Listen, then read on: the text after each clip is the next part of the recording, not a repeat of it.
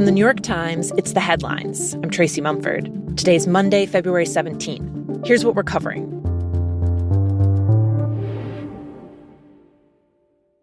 President Trump is pushing forward with his plan for the U.S. to negotiate directly with Russia over an end to the war in Ukraine.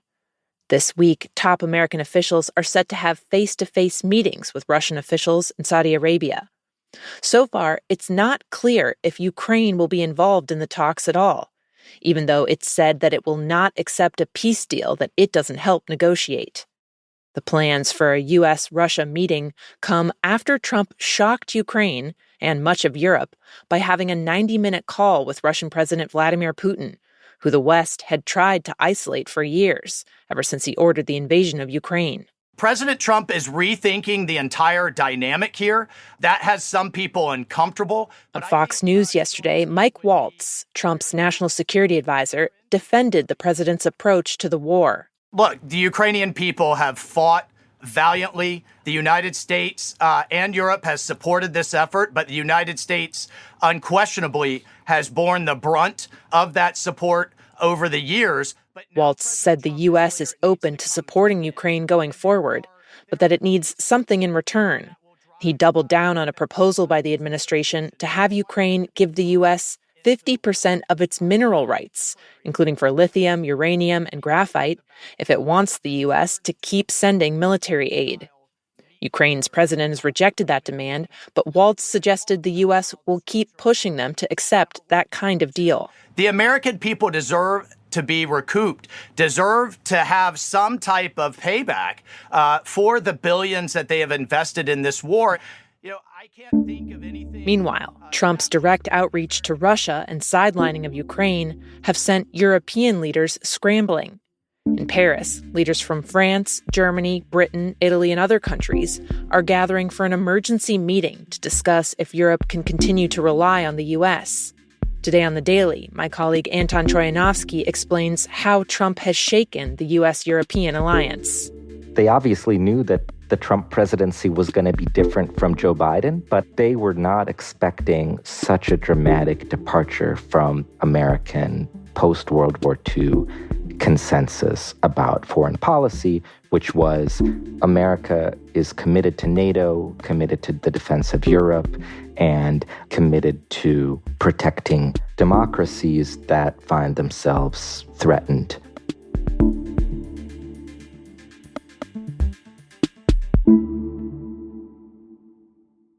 The first legal case testing how President Trump has been trying to reshape the federal government has reached the Supreme Court. The case centers on how his administration fired the head of a watchdog agency that protects whistleblowers and enforces ethics rules. The law says that the head of the agency, who was confirmed by Congress for a 5-year term, can only be removed by the president for, quote, inefficiency, neglect of duty, or malfeasance. But the Trump administration fired him in a one-sentence email without giving any reason, and he sued.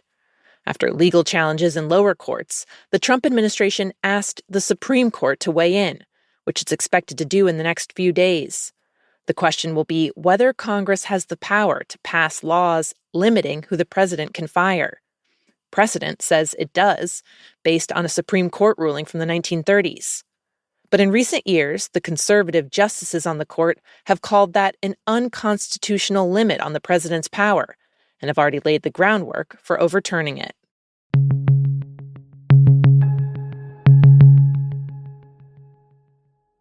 The Times has learned that the Internal Revenue Service is preparing to give a member of Elon Musk's team access to millions of Americans' sensitive data. That includes tax returns, banking details, Social Security numbers, and other private information. The I.R.S. is expected to let the employee, a young software engineer, have broad access to the agency's systems. A White House spokesman said it was part of an effort to root out waste, fraud, and abuse, and that it, quote, takes direct access to the system to identify and fix it. It's the latest move by a member of Musk's so-called Department of Government Efficiency team to get an unprecedented view into government systems. They've been going beyond what is typical, including their recent push to dig into the United States Treasury system that directs all payments across the federal government. That effort has faced legal challenges. The new move to access the I.R.S. data could also end up in court.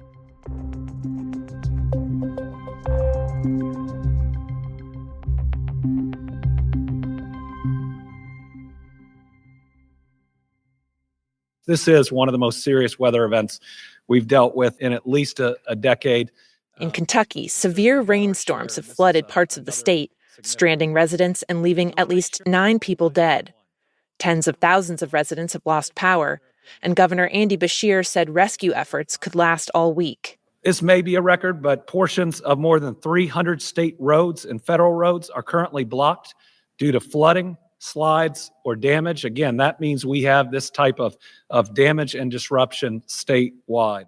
It's yet another severe weather event for a state that has been battered by storms, mudslides, and numerous floods in recent years. And as climate change drives up the risk of flooding, the state is trying to find long-term solutions. In one effort, they've been trying to move entire communities up to higher ground. The state has spent hundreds of millions of dollars reclaiming old mining sites on top of cleared mountains to build housing there. For now, people in Kentucky are already bracing for more intense weather. In the coming days, another storm could dump up to 6 inches of snow.